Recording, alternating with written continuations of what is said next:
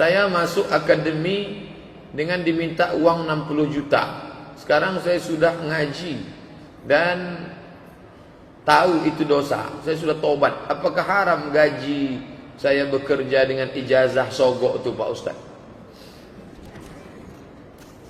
Inilah masalahnya jamaah. Dia bertanya barang itu dah jadi. Jadi tidak pun payah menjawab. Maunya sebelum itulah tanya, Ustaz saya mau begini. Makanya dulu orang datang ke Nabi itu bertanya akan dia. Ini mau ku makan. Nah, jadi kita menjawab, Ustaz saya kenyang betul nih Pak Ustaz. Kenapa? Habis makan babi tadi, haram nggak nih Pak Ustaz? Payah gitu. Jadi masalah sogok ini dua modelnya. Dengar baik-baik, jangan sampai muncul isu somat membolehkan sogok. Itu neraka jahanam. Nanti saya kena tahzir. Sedangkan betul aja pun kita kena tahzir, apalagi kita salah. Syarat masuk ke akademi nilai rata-rata 7. Badan sehat, fisik, periksa gigi, periksa telinga, tak boleh ada anting, periksa bersih. Kesehatan, medical check up semua. Siapa yang cukup 3 syarat ini, maka dia lulus. Nah, ketika dia ikut tes itu, dicek nilainya rata-rata 7. Ya, tidak ada anting, tidak ada. Oke, gigi semua tak berlubang, medical check up sehat, dah. Tapi pihak akademi meminta, maka dalam kasus ini boleh dia bayar. Kenapa? Karena dia tidak sedang mengambil hak orang lain. Itu yang ada di dalam sendok itu memang nasi dia, memang punya dia. Tapi si tukang pegang sendok ini nakal, jahat. Begitu dia minta, itu punya saya. Wani piro sampai. Ini boleh dia bayar.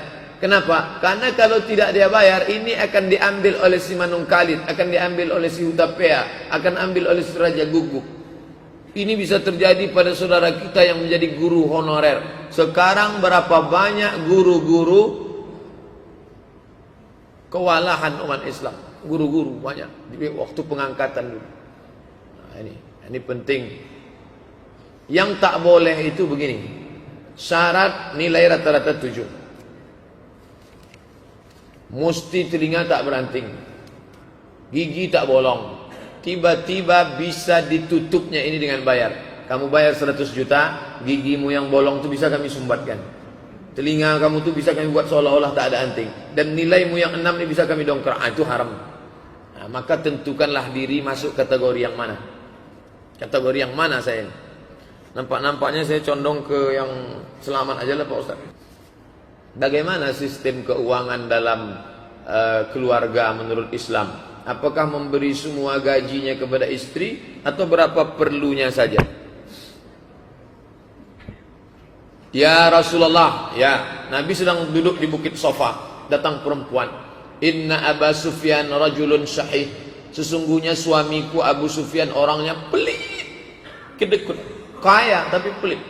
Boleh tak ku ambil duitnya untuk makan anakku ya Rasulullah? Kata Nabi, ambil bil ma'ruf, secukupnya. Itu jatah perempuan. Makan, pakai, tempat tinggal, pendidikan, perhatian. Kira-kira Pekanbaru ini berapa layaknya jatah perempuan? Standar, tak terlalu tinggi, tak terlalu rendah. Jangan standarnya artis. Jangan pula standar orang gelandangan. Yang sedang lah. UMR itu upah minimum regional pekerja. Ini standar untuk perempuan berapa? Bapak beri segitu untuk. Itu namanya nafkah. Bahwa setelah itu ada bonus, nah itu terserah. Adapun semua diserahkannya ke istri, ya kalau istrinya solehah. Kalau tidak, itu suami cepat mati. Masuk dia dalam kelompok ikatan suami takut bini. Mana yang lebih baik? Lanjut studi atau fokus ngapal Quran terlebih dulu? Bagus ngapal Quran.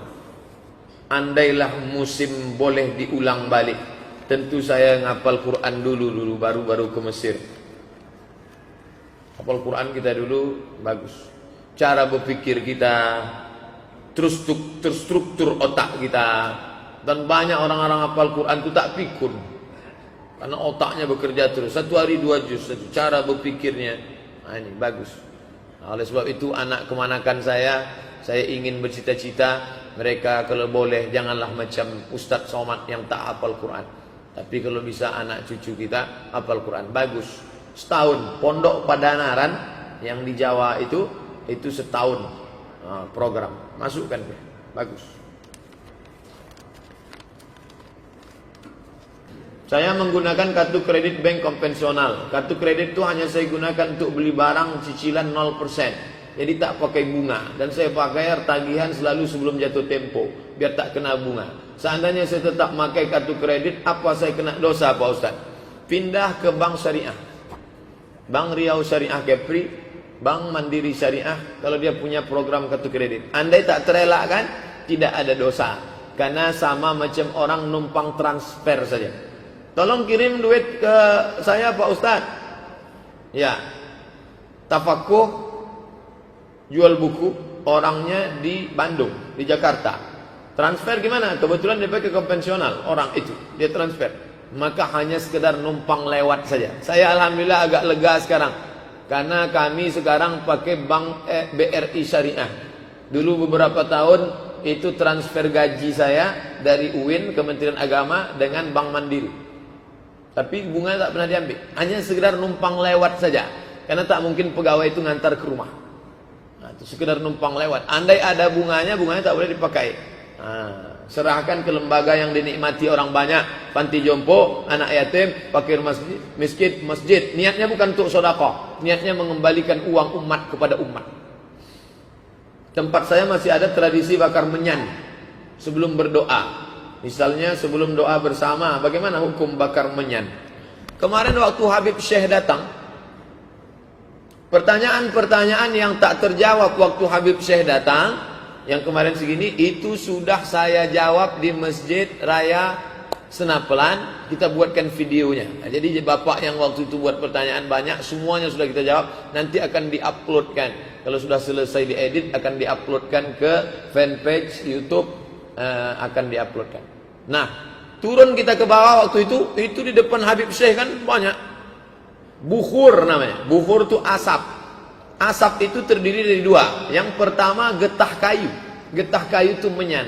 Dipotong kulit kayu itu keluar getahnya macam apa itu? Yang dipakai untuk gala-gala sampan. Sampan kayu sama kayu sampan supaya jangan masuk air. Damar. Damar tempat kita bau jin. Damar di Arab wangi, harum semerbak, menyan. Lalu kemudian ada satu lagi, ud namanya. Ain waw dal, ud. Bahasa kitanya gaharu. Gaharu. Dulu di Riau ini banyak. Dipotong, nanti di dalamnya ada kayu yang hitam sekali berminyak. Minyaknya itu, kayunya itu dibakar. 1 gramnya mahal sekali. Nah, itu kenapa itu dipasang? Untuk mengharumkan ruangan.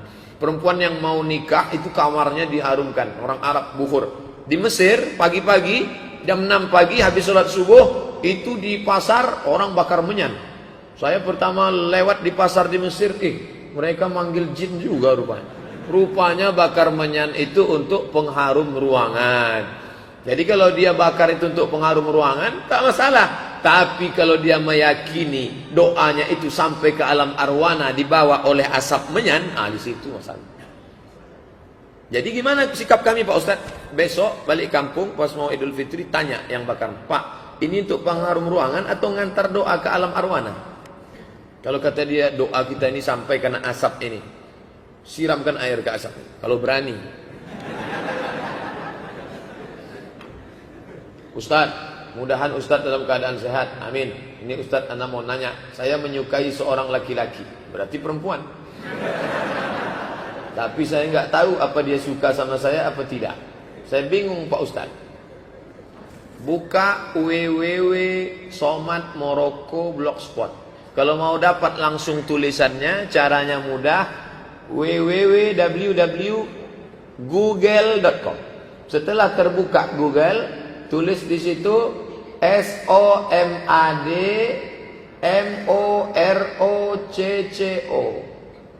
MOROCCO.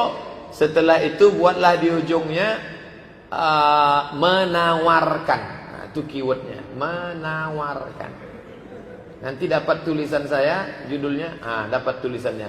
Bolehkah seorang perempuan menawarkan diri? Ini dia tulisnya.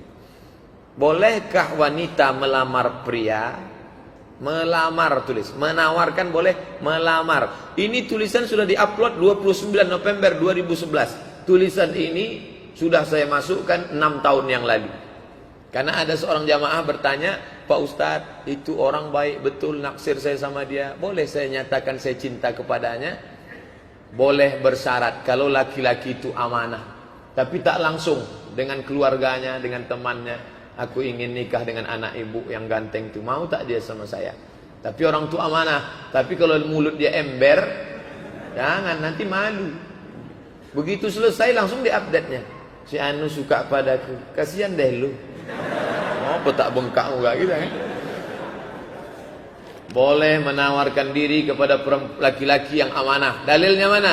Yang pertama, Syuaib menawarkan diri anaknya kepada Musa.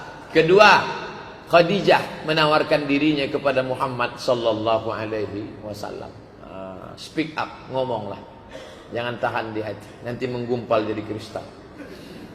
Ada saya belajar hadis mengatakan, kalau masuk bulan Ramadan, lepas pertanyaan kubur, selamat siksa kubur bagi orang yang rajin sholat, puasa.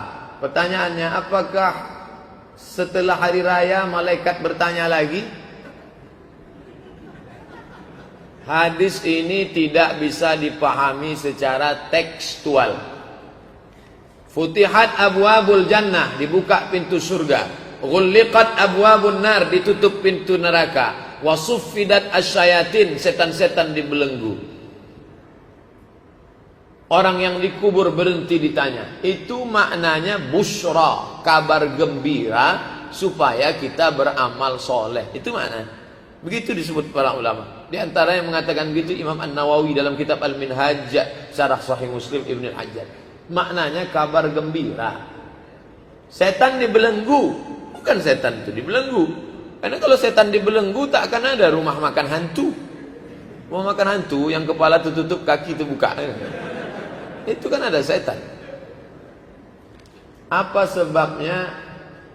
Pengajian di tetangga saya sudah tahu hukum buka aurat, tapi dia masih buka aurat keluar rumah. Orang yang tetap buka aurat keluar rumah dua. Yang pertama jahil, yang kedua fasik. Orang yang tak tahu jahil, dikasih tahu. Orang yang fasik sudah tahu tapi tak mau tahu, itu fasik. Orang yang fasik, wallahu la yahdil qaumal fasiqin. Allah tak berikan hidayah kepada orang yang fasik. Jangan sampai kita fasik. Maka ngaji ini kalau sudah tahu, amalkan langsung. Sudah tahu tadi tentang hijab mesti tertutup ujung jari, beli hijab. Balik dari sini, kalau bisa langsung ke toko hijab. Jangan ke toko lontong dulu. Toko hijab langsung, amalkan langsung. Cari hijab XXL, double XL. Apa sebabnya Ustadz? Kalau saya menengok salib menggigil hati saya, setan. Saya tausiah di seberang Pulau Batam. Batam 1,5 jam kami sampai.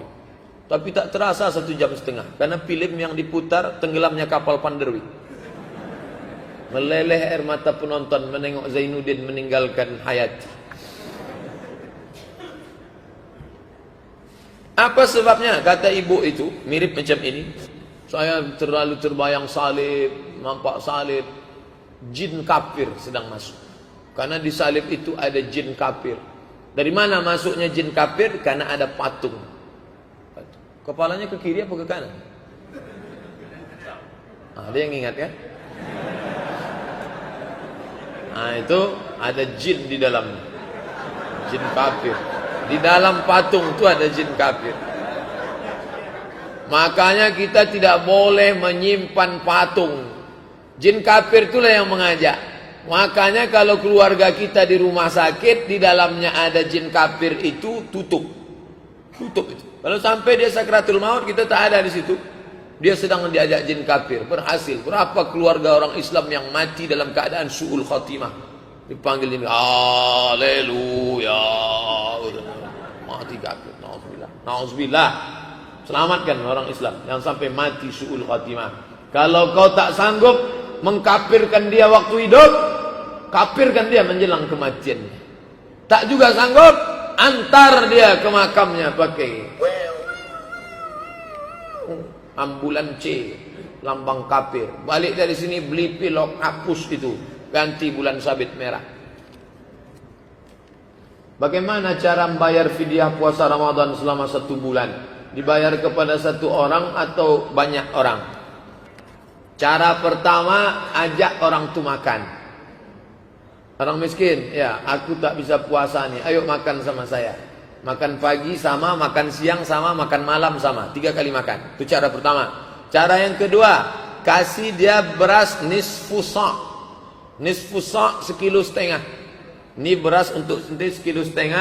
Ikannya, cabainya, bawangnya, tomatnya, belacannya. Kalau dia makan belacan, kasih sama lauknya. Jangan cuma kasih beras. Kasih beras, makan nasi sama kecap lah dia. Yang ketiga, kasih dia duit. Aku tak bisa ngajak ente makan, saya tak bisa ngasih ente beras. Ini duit.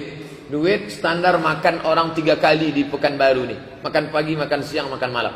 Apakah 1 hari puasa untuk 1 orang, atau boleh 30 hari untuk 1 orang? Boleh 30 hari untuk 1 orang. Tapi kalau di daerah kampung kita tuh banyak, janganlah yang 1 saja dikasih. Berapa orang di kampung tuh? Ada 10. Bagi dia 3 hari, 3 hari, 3 hari, 3 hari. 3 hari untuk ente. Ibu kasih 1 hari berapa? 50.000. 3 hari 150. 150, 150, 150. Begitu cara bayar. Pak Ustadz, bolehkah saya minta sepetak tanah kepada orang tua saya yang masih hidup untuk saya kelola? Seorang laki-laki memberikan atiyah, pemberian kepada anaknya. Lalu kemudian istrinya tahu, ini ayahmu yang ngasih. Ya, saudaramu yang lain, karena ada saudara lain yang seayah lain emak. Saudara lain dapat, tidak, mengadu ke Nabi. Ya Rasulullah, ya suami saya dikasihnya anak saya saja, anaknya yang lain tak dikasih. Apa kata Nabi? Ittaqullah, takutlah kalian kepada Allah. Fa'dilu baina auladikum, bersikap adillah kalian kepada anak-anak kalian. Yang satu disekolahkan S3, yang satu es cendol pun tidak. Nanti kecemburuan, putus silaturahim mereka. Yang satu dikasih ruko, yang satu dikucilkan. Kalau mau kasih, kasih semua. Kalau tak kasih, jangan semua. Kecuali dalam kasus berbeda. Kasusnya begini. Anak pertama S3, anak kedua S2. Tiba-tiba ujung kelas 6 SD. Perempuan menyusul belakangan. Maka bapak yang bijaksana dudukkan. Engkau anakku pertama, kedua. Iya. Adik kalian ini, aku tak tahu umurku pendek nanti mati. Gimana dia ini? Maka aku kasih dia 2 ruko ya. Kata si abang nih, tak apa-apa ya. Ayah kok takut sama kami? Aku tak takut sama kalian. Bini kalian ni yang ku khawatirkan. Iya. Kata abangnya yang 2 ni. Setuju ya? Ya. Setuju ahli waris. Begitu. Jangan diam-diam dia dikasih. Nanti setelah meninggal dia jadi bom waktu. Abangnya izin. Kata istrinya, masa adik itu dikasih? Itu tak betul tuh bang. Saya sudah ngaji kok dengan Ustaz Somad. Ustaz Somad pula disebut. Jadi hukum itu tidak saklek, tidak kaku. Ada pembahasan-pembahasan. Mengapa Ustaz jarang ceramah di Kuansing? Karena tak ada jadwal atau gimana? Kuansing tak pernah ngundang saya. Ngundangnya 3 hari mau pengajian. Ya antara tempat yang tak pernah saya datang, Kuantan Singingi, Bengkalis. Asal mau ngundang seminggu mau acara, tak bisa. Kalau mau ngundang saya 6 bulan sebelumnya. Sombong betul Ustaz. Ustaz malam ini di mana? Saya di musola di ujung Taman Karya. Musola. Musola tuh kirim aja lah pengganti, tak bisa. Saya belum pernah ngirim pengganti sampai sekarang. Kalau saya tak bisa, saya bilang tak bisa. Adapun pengganti, nanti pengganti itu mencari pengganti, pengganti itu mencari pengganti. Itu namanya ustadz bersanad. Tak bisa. Sumpah orang gitu. Sedang tak disumpah orang aja udah kurus macam ini, apalagi disumpah. Akan sumpah ustadz itu gitu. Memang dia tak marah, tapi hatinya berkecai. Apakah air seni binatang, sapi, kambing, kuda tak merupakan najis? Najis. Apa tak najis? Najis. Karena saya pernah mendengar ada yang mengatakan air seni binatang tidak najis. Itu kan Ustadz MT. Ustadz abal-abal sakit hatinya kawan. Ustadz Majelis Tafsir Quran. Ada dulu di-upload. Ini tidak najis, dia tak belajar. Dia tak baca, dia tak bisa baca kitab tafsir. Dibacanya Quran, bacanya terjemah. Bacanya Quran, bacanya terjemah, diolahnya otaknya sendiri. Cuman duitnya banyak. Disebarnya pakai video kemana-mana. Nah, sekarang kan bukan tergantung. Zaman kita ini zaman unik. Orang tak tahu betul salah. Yang penting banyak duit, punya TV, sebarkan. Bapak kalau punya TV, sebarkan aja banyak-banyak. Walaupun salah. Makanya kita balik ngaji, balik ke kitab balik. Saya punya saudara laki-laki, dia tak pernah bersilaturahim dengan keluarganya, dengan adik-adiknya. Sedangkan kami adik-adiknya selalu ingat dan suka mengikutinya. Hari-hari besar lebaran kami selalu mengunjunginya. Dia tak pernah. Sekaranglah lagi sakit, kami adik-adiknya berat untuk melihatnya. Sebab ketika adik-adik dan pamannya sakit, diopname, tak ada hati sikit pun tergerak untuk mengunjungi. Bagaimana pendapat Pak Ustaz? Datang, kunjungi dia. Sedangkan orang Yahudi dikunjungi Nabi. Masalah dia dulu begini, bla bla bla bla bla bla bla. Allah Ta'ala maha menghukum kalau dia salah. Adapun kita menghukum manusia, iya kalau dia betul salah. Kalau dia punya alasan lain, maka husnuzan. Ijtanibu katsiran minaz-zan. Berprasangka baik. Jenguk dia, baik, bisikkan baik-baik. Jangan menjenguk untuk membalaskan sakit hati. Ini datang menjenguk. Tengok kan, sakit juga ente kan? Sabar ya bang, ini musibah dari Allah. Mudah-mudahan kita ambil iktibar. Mati dia, tenang, husnul khatimah. Adapun perbuatan buruk dia, ada yang lebih layak untuk menilai dia. Jangan-jangan kita jauh lebih buruk daripada dia. Mengapa kita dilarang memakan bunga bank riba? Saya minjam duit 1 juta, saya bayar 1.200.000. Bapak pinjam duit 10 juta, Bapak bayar 12 juta. Bapak pinjam 100 juta, Bapak bayar 120. Terkumpul uang orang yang teraniaya, terzalimi tadi, diambil oleh orang yang punya keuntungan, dibagi duit haram. Tak ada yang terzalimi Pak Ustaz, mereka sama-sama ridha kok. Kalau begitu cara berpikir kita, kalau sama-sama ridha tak dosa, maka tak ada hukum zina. Karena orang berzina itu sama-sama ridha. Ridha orang satu pekan baru untuk tidak berjilbab, maka tidak menghalalkan hukum Allah. Itu bedanya hukum manusia dengan etika moral.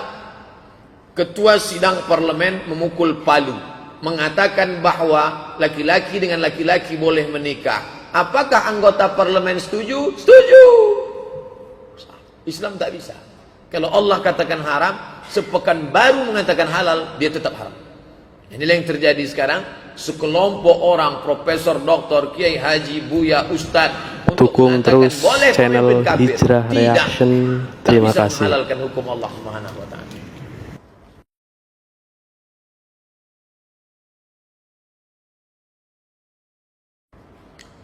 La tajtami'u ummati ala dhalalatin. Umatku tidak akan pernah sepakat untuk suatu kesesatan. Saya seorang perempuan usia 24 tahun.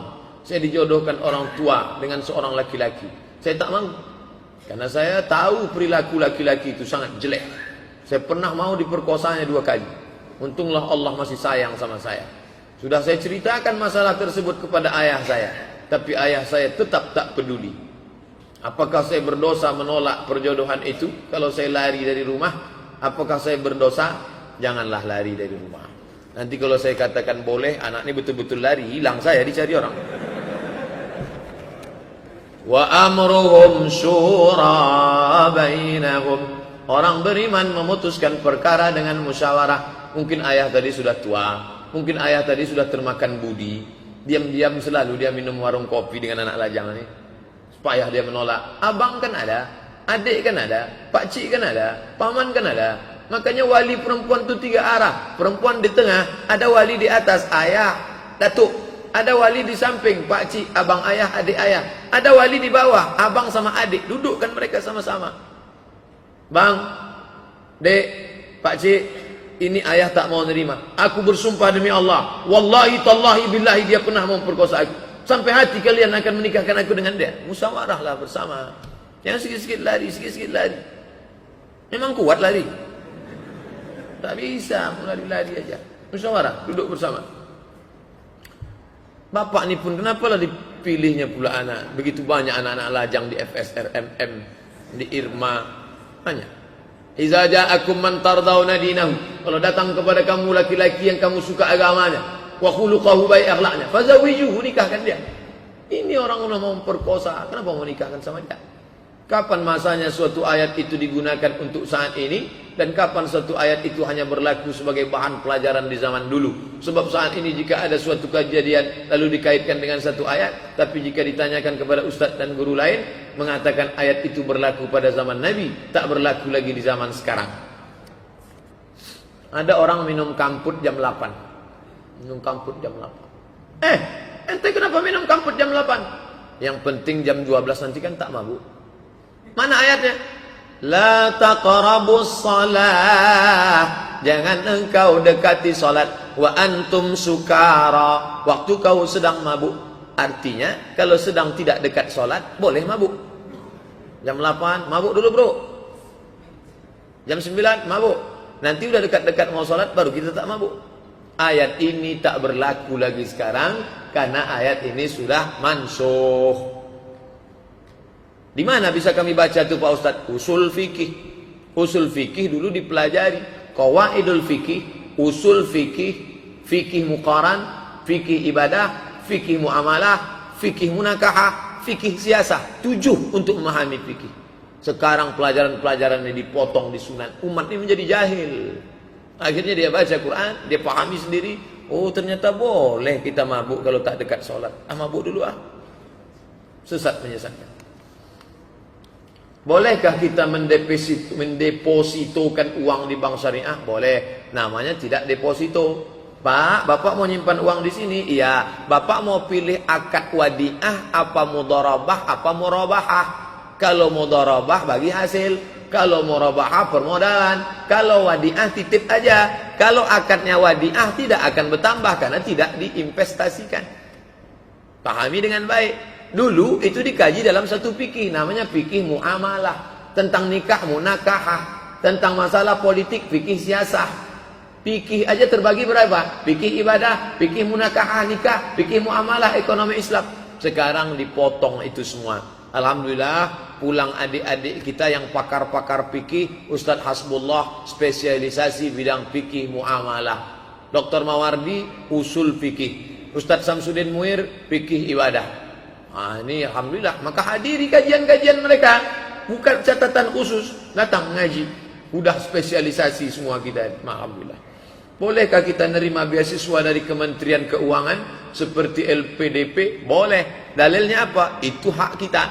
Jangan Bapak pergi ke kantor gubernur merasa mengemis. Bapak bukan mengemis. Bapak sedang mengambil hak Bapak karena pemerintah wajib melindungi. Orang susah. Tempat ibadah ditanggung oleh negara. Dari mana? Pajak bumi dan bangunan. Minyak di atas, minyak di bawah. Itu milik kita. Dikelola oleh negara, ambil. Yang dapat beasiswa, ambil. Itu hak kita. Jangan anggap kita sedang ambil pajak prostitusi. Dalam sholat gerakan seperti apa yang tidak membatalkan sholat? Yang tak membatalkan sholat gerakan darurat. Allahu Akbar. Datang ular kobra. Karena suka nonton film India, datang kobra. Maka dipukulnya. Tak batal salat. Mana dalilnya? Uqtulul aswadaini. Bunuhlah 2 yang hitam walaupun kau sedang salat. Pas sedang salat di sini, Allahu Akbar. Tak ada angin, tak ada hujan, mohon maaf, tiba-tiba datang orang buta. Rupanya tadi ada orang buta pergi buang air kecil, sekarang dia tak tahu maunya jalan keluar. Datang bapak, digiringnya. Orang buta tadi pun tahu, oh diajak ke sana, berarti ke sana jalan keluar. Itu boleh. Tapi jangan dia ngomong, taruh ya pak, itu mah batal. Itu batal, tak boleh. Bagaimana hukum acara 7 hari, 40 hari, 100 hari? Apakah ini sinkretis? Jangan lagi buat 1 hari, 3 hari, 7 hari, 40 hari. Itu adalah dari agama Hindu yang dicampurkan dengan Islam. Maka saya bantah, judulnya bukan tradisi Hindu. Buka buku 37 masalah populer, saya tulis di situ bukan tradisi Hindu. Karena ada orang mengatakan itu dari Hindu Bali. Maka saya tulis bahwa ada seorang tabi'in, nabi, sahabat, tabi'in, namanya Imam Atha. Kata Imam Atha, diriwayatkan oleh Imam Ahmad bin Hanbal, Imam Hambali, kata Imam Atha, orang yang meninggal itu diuji selama 7 sampai 40 hari, keluarganya dianjurkan berkirim doa dan bersedekah makanan. 7 sampai 40 hari. Tapi bukan hadis Nabi, perbuatan tabi'in. Kata Imam Ibnu Hajar Al-Haythami, bukan Ibnu Hajar Al-Asqalani, Ibnu Hajar Al-Haythami, dalam masalah fadail amal boleh memakai hadis maqtu'. Kalau hadis itu sampai ke Nabi namanya marfu'. Kalau sampai ke sahabat namanya mauquf.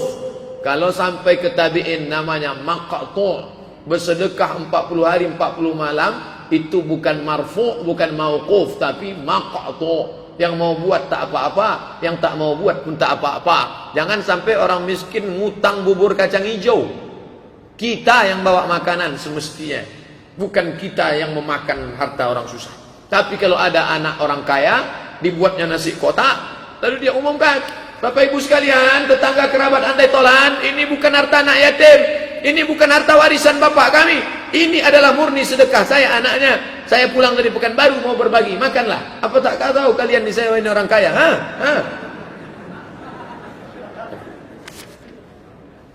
Apakah sebelum baca Quran harus wudhu terlebih dahulu? Ya. La yamassuhu illal mutahharun.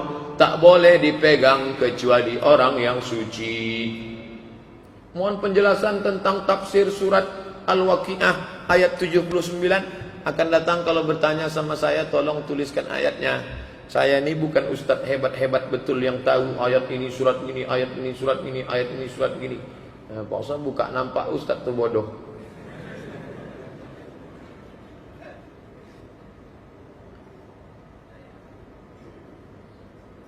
Sebentar ya. Bapak Ibu yang tak sabar mau pulang, pulanglah.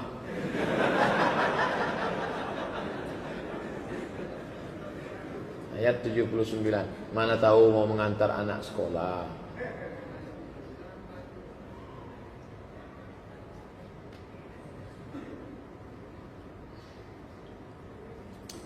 Ayat 79. A'udzubillahi minasyaitonir rajim. La yamas, itu ayat yang saya baca tadi. La yamassuhu illal mutahharun.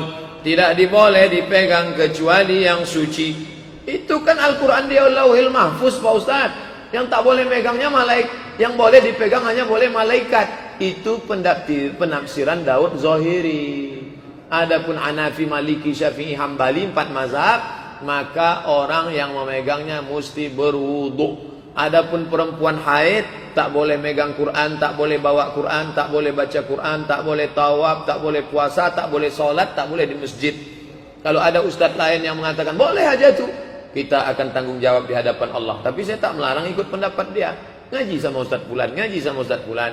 Tengok dalilnya. Menurut saya lebih kuat dalil dia daripada Ustadz Somad. Ikut dia. Dia tak mengatakan saya Nabi yang diutus Allah ke Pekanbaru. Adab-adab di kuburan saat mengkebumikan jenazah, baik laki-laki maupun perempuan Pak Ustadz. Perempuan tidak dianjurkan untuk ikut pemakaman. Sebagian pendapat makruh. Tak dianjurkan. Kenapa? Karena perempuan itu jiwanya rapuh dan terlalu dalam ingatannya. Sehingga kalau nampaknya nanti lubang kubur suaminya itu, seumur hidup dia menangis saja bawaan. Asal mau makan. Kenapa Bu? Terbayang terus. Tapi laki-laki tidak. Laki-laki itu orangnya tegar.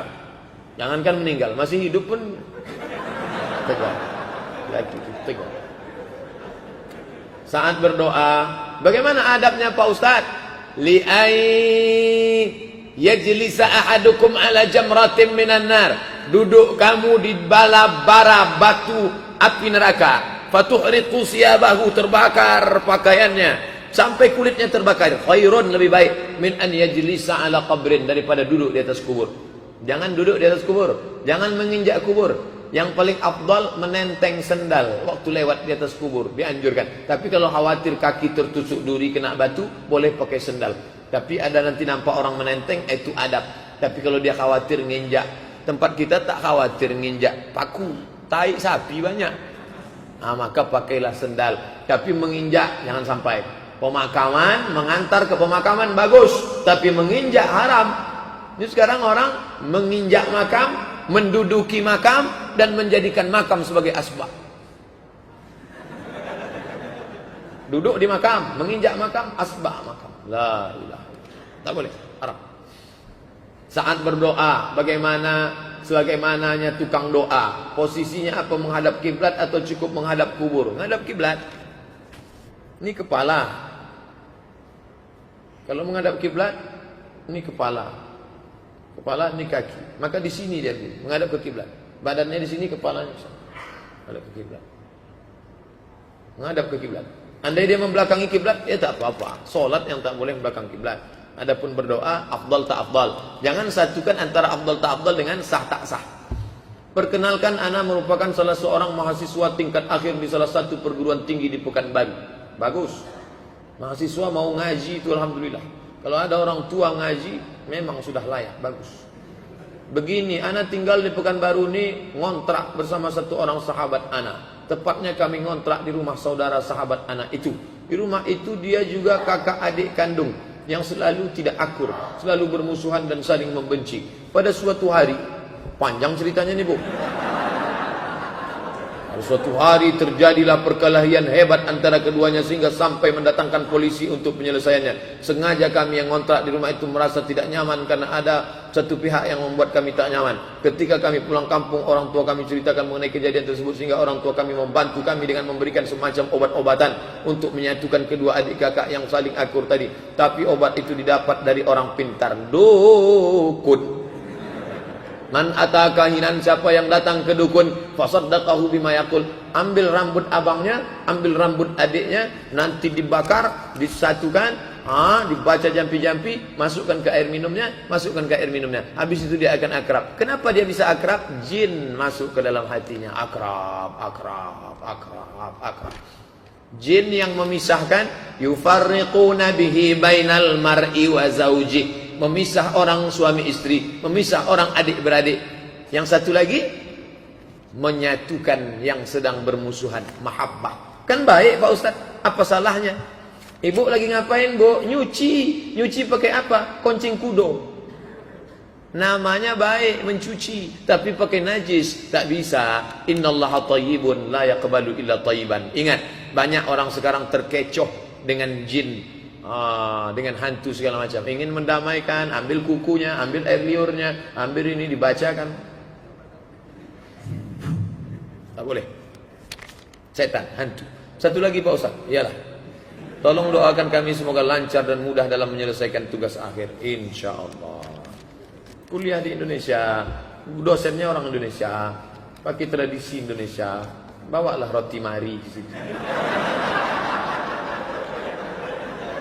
Jadi kawan saya ini tingkat 1 tak lulus usul fikih, tingkat 2 tak lulus usul fikih, tingkat 3 tak lulus usul fikih, tingkat 4 tak lulus usul fikih. 4 tahun 1 mata kuliah tak lulus, tak pulang. Ditelepon sama ayahnya, Assalamualaikum, Waalaikumsalam. Kau kenapa belum pulang nak? Ada 1 mata kuliah ya. Apa? Usul fikih. Belum lulus juga? Belum. Bawalah roti mari ke situ katanya. Disangkanya macam di Indonesia. Mesir tak melaku roti mari. Kalau tak lulus sampai mati tak lulus. 1 mata kuliah. Akhirnya ada Ustadz Saprudin Sa'an, anggota DPR provinsi dulu. Dia punya kawannya itu tak lulus mata kuliah di Azhar. Tak bisa pakai sogok roti.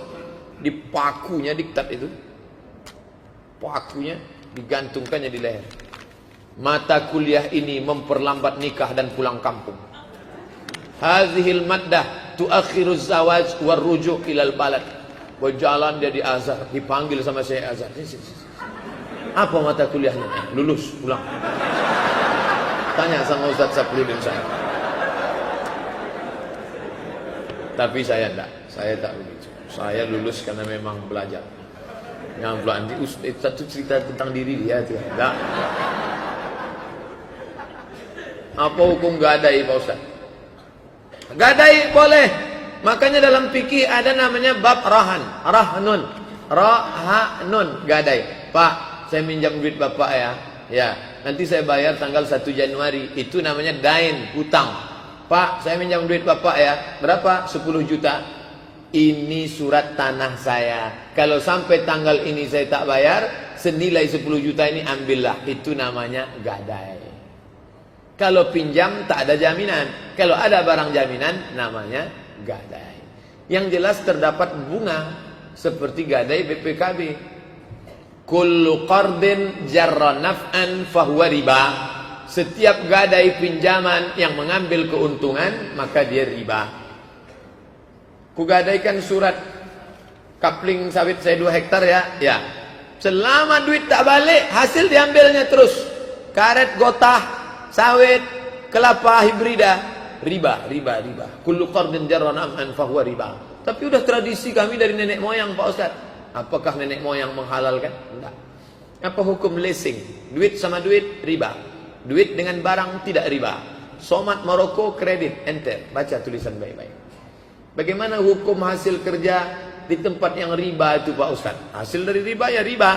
4 yang dilaknat. La'anallahu akilar riba, Allah melaknat yang makan riba. Wa mukilahu, yang dikasih makan riba. Wa katibahu, penulis administrasinya. Wa syahidaihi, 2 orang yang jadi saksi. Semua kena laknat riba. Bagaimana seorang lebih sering memakmurkan masjid yang jauh ketimbang yang dekat? Nah, ini nyindir saya nih. Saya ceramah sana, ceramah karena ini dekat rumah saya ketua masjid. Saya tetap sholat ke masjid. Maka saya umumkan supaya jangan jadi fitnah ke pengurus. Kalian tahu jadwal saya. Tadi malam jumpa pengurus habis asar semalam. Besok saya mau ke Dumai. Habis dari Dumai ke Tanah Putih. Dari Tanah Putih pagi dengan Profesor Samsul Nizar di Stein Bengkalis. Nah, nanti kalian kalau saya tak ke masjid ini jangan bilang saya sholat di rumah. Jadi fitnah nanti. Jadi mesti ada tabayun, klarifikasi. Adapun bapak yang masjid dekat rumahnya, makmurkan rumah. Kalau sampai di dekat rumah itu tidak ada orang sholat, satu kampung dikuasai setan. Istahwadzat alaihimus syayatin. Tapi kalau subuh Ahad besok kemari, karena Dr. Mustafa Umar, di sana masih tetap ada sholat berjamaah, ya tak apa-apa. Saya menikah, tapi saya tak bisa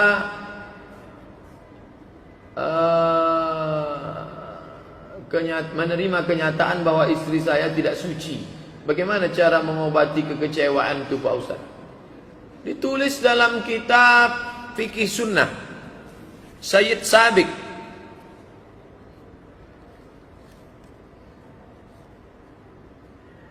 Fikih Sunnah Sayyid Sabiq, begini bunyi kalimatnya. Inishtarata bikran fabanat saiban falahul fashu. Tulis. Nanti cari di kitab Fikih Sunnah Sayyid Sabiq. Sayyid Sabiq ternyata bukan berpendapat. Dia pun mengutip. Syekh Sayyid Sabiq mengutip dari Ibnu Taimiyah dalam Majmu' Fatawa. Inishtarata bikran. Kalau anak lajang itu mensyaratkan bininya mesti perawan. Fabanat saiban. Setelah nikah ternyata tidak perawan. Falahul fashu. Maka dia punya hak untuk fasakh. Pagi-pagi dia bilang, ternyata tak sesuai dengan syarat, sesuai dengan yang tertulis di botol aqua, do not accept if cell is broken. Maka dengan ini kunyatakan fasakh. Fasakh artinya pembatalan pernikahan. Nah, sekarang antum nampaknya dia tidak mau fasakh, dia menerima karena bunyi pertanyaannya bagaimana cara mengobati kekecewaan. Tak bisa. Tak bisa. Tapi ada sebagian orang, apalah arti sebuah keperawanan, kata dia. Ada laki-laki, aku bisa menerimamu apa adanya, Adinda, kata dia. Oke lah. Tapi jangan putih. Hidup ini putih atau hitam. Kalau memang putih, jaga dia baik-baik. Tapi jangan diungkit-ungkit. Kalau memang hitam, lepaskan dia baik-baik. Kalau pegang dia baik. Kalau lepaskan dia baik. Jangan abu-abu. Ketika hati sedang senang, ku terima kau apa adanya. Ketika sedang marah, kau pun dulu tak perawan kok. Nah, itu tak baik. Akhirnya perempuan itu nanti lama-lama dia lari, macam yang tertulis di gerobak truk. Bukan perpisahan yang kutangisi, caro ndak lama.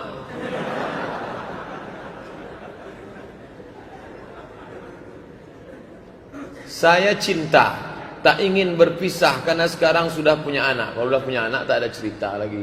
Itu yang cakap yang saya bacakan tadi itu terjadi kalau besok paginya. Kalau sudah punya anak, apa mau dikata, jaga aja lah. Apakah dengan solat sunat Isra sudah terpenuhi solat duha? Bagi yang sudah solat sunat Isyraq 2 rakaat, lalu kemudian tak solat duha lagi dia tak apa-apa. Karena Isyraq sama duha itu sama. Bedanya apa Pak Ustaz? Bedanya 3. Solat sunat Isyraq itu solat subuh berjamaah. Setelah solat duduk berzikir niat Allah sampai terbit matahari. Kalau solat sunat dia 2 rakaat namanya Isyraq. Tapi kalau tidak ada yang 3 itu namanya duha.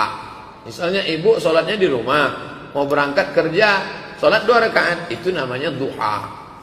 Kalau bagi kita yang sudah 3 tadi, solat subuh berjamaah, duduk berzikir dengan Allah sampai terbit matahari, solat 2 rakaat namanya Isyraq. Kalau ditambahnya Pak Ustaz, bagus.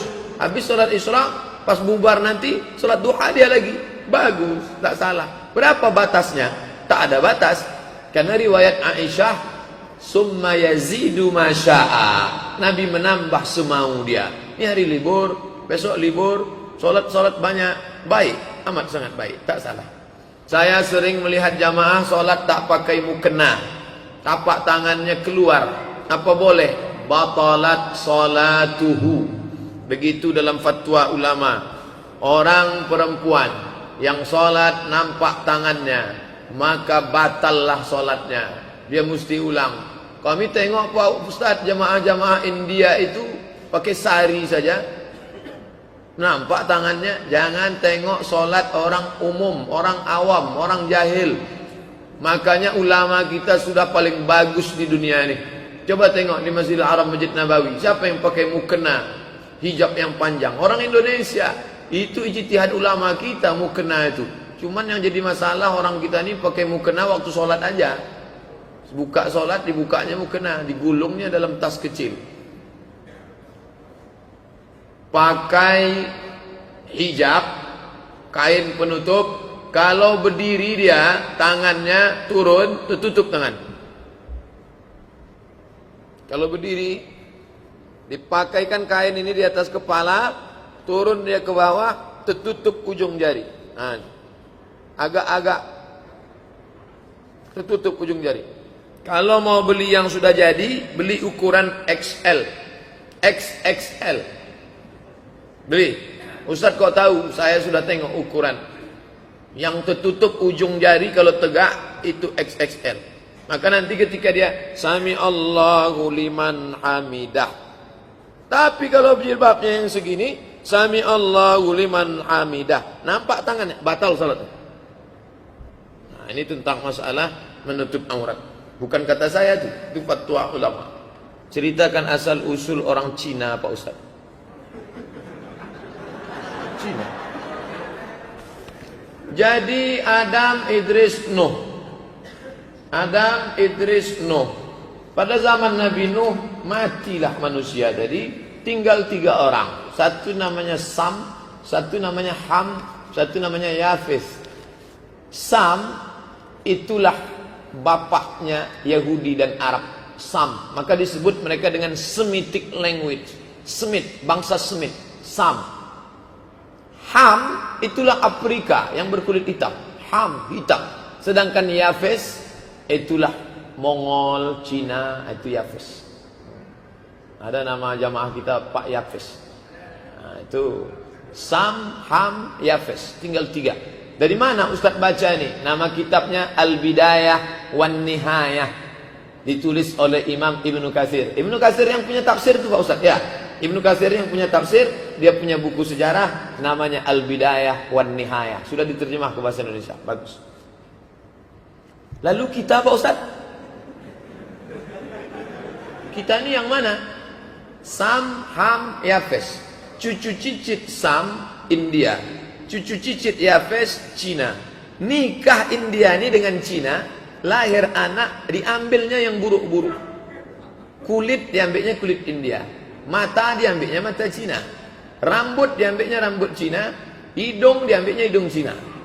Hitamnya diambilnya hitam India. Itulah dia nenek moyang kita ini.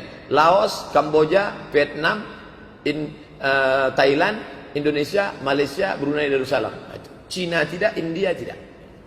Kulit India, hidung Cina. Nasib kita lah itu.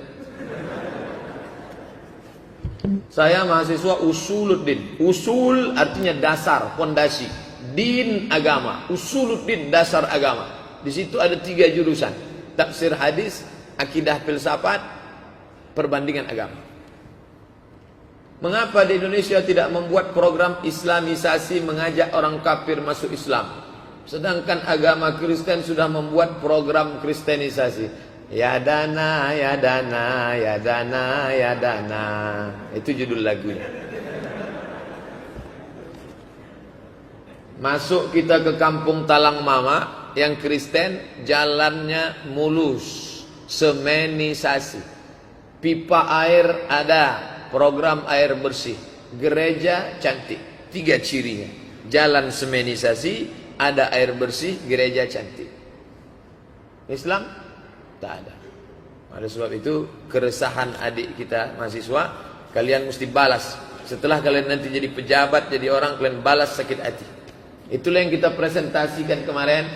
Jamaah menyumbang, akhirnya terwujudlah. Kebetulan bapak insinyur kita pandai masalah air ini. Nanti akan di tembok ini ada air terjun di tembok, kumpul air, nanti bisa turun ke musola mau disalurkan. Kemudian masjid yang buruk, macam katanya tak sanggup menyebutnya, buruk, jelek, sudah tegak berdiri. Itu fotonya kemarin. Itu sumbangan dari jamaah kita. Semenisasi jalan, nah itu kita tak sanggup.